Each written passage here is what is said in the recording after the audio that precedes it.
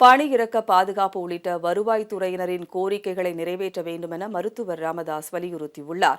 அவர்களது காலவரையற்ற வேலைநிறுத்த போராட்டத்தால் அரசு நிர்வாகமும் மக்கள் சேவையும் பாதிக்கப்படும் நிலையில் கோரிக்கைகள் குறித்து பேச அரசு முன் வராதது கண்டிக்கத்தக்கது என்றும் அவர் சாடியுள்ளார். பாமக நிறுவனர் மருத்துவர் ராமதாஸ் வெளியிட்டுள்ள அறிக்கையில், வருவாய்த்துறை அலுவலர்கள் பிப்ரவரி 27ஆம் தேதி முதல் காலவரையற்ற வேலைநிறுத்தம் மேற்கொண்டு வருவதை சுட்டிக்காட்டியுள்ளார். துணை வட்டாட்சியர் பட்டியல் திருத்தத்தால் பாதிக்கப்பட்டுள்ள பட்டதாரி அல்லாத அலுவலர்கள் பணியிறக்கம் செய்யப்படாமல் பாதுகாப்பதற்கான அரசாணை வெளியிட வேண்டும். இளநிலை முதுநிலை வருவாய் ஆய்வாளர் பெயர் மாற்ற அரசாணையின் அடிப்படையில் விதி திருத்த ஆணையை வெளியிட வேண்டும். பணித்தன்மையை கருத்தில் கொண்டு அனைத்து நிலை அலுவலர்களுக்கும் மேம்படுத்தப்பட்ட ஊதியம், தனி ஊதியம் வழங்க வேண்டும் என்பன உள்ளிட்ட கோரிக்கைகளை வலியுறுத்தி அவர்கள் போராட்டம் நடத்தி வருகின்றனர். தமிழக அரசு துறைகளில் மக்களுக்கு நேரடியாக சேவை வழங்கும் ஒரே துறை வருவாய்த்துறைதான். மக்களுக்கான புதிய திட்டங்களை அரசு அறிமுகப்படுத்தும் போது அதனால் வருவாய்த்துறையினரின் பணிச்சுமை அதிகரிக்கிறது.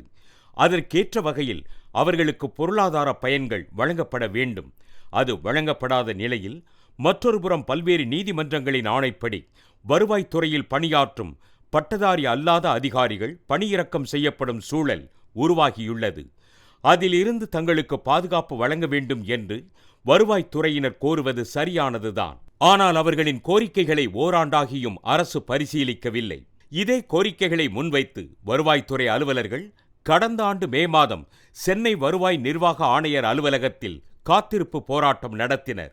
அப்போதும் அதன்பின் 16/5/2023ஆம் தேதியும் வருவாய்த்துறை அலுவலர்களுடன் வருவாய்த்துறை அமைச்சர், நிதியமைச்சர், சட்ட அமைச்சர் ஆகியோரும் அரசு துறை செயலாளர்களும் பேச்சு நடத்தினார்கள்.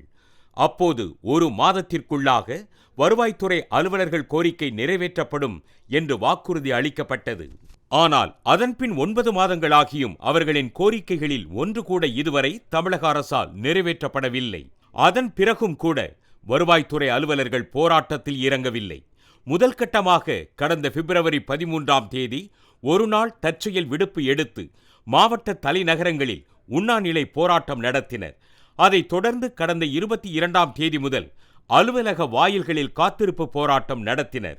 ஆனால் அத்தகைய போராட்டங்களுக்கு தமிழக அரசு செவி மடுக்காத நிலையில்தான் கடைசி ஆயுதமாக காலவரையற்ற வேலை நிறுத்தத்தை அவர்கள் கையில் எடுத்துள்ளனர். வருவாய்த்துறை அலுவலர்களின் கோரிக்கைகள் நியாயமானவை என்பதை வருவாய்த்துறை அமைச்சர் சாத்தூர் ராமச்சந்திரன் ஒப்புக்கொண்டிருக்கிறார்.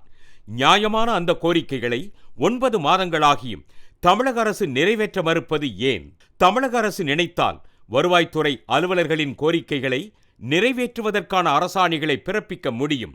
ஆனால் அதை செய்யாமல் தாமதப்படுத்தி வருவதன் மூலம் வருவாய்த்துறையினரை தமிழக அரசு திட்டமிட்டு ஏமாற்றுகிறது என்றுதான் பொருள் கொள்ள முடியும்.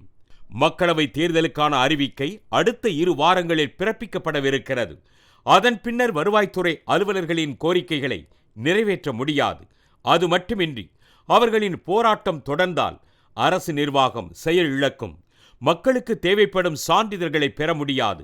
எனவே போராட்டத்தில் ஈடுபட்டுள்ள வருவாய்த்துறை அலுவலர்களை அரசு உடனடியாக அழைத்து பேச வேண்டும். அவர்களின் நியாயமான கோரிக்கைகளை நிறைவேற்றுவதன் மூலம் காலவரையற்ற வேலை நிறுத்த போராட்டத்தை தமிழக அரசு முடிவுக்கு கொண்டு வர வேண்டும் என மருத்துவர் ராமதாஸ் வலியுறுத்தியுள்ளார்.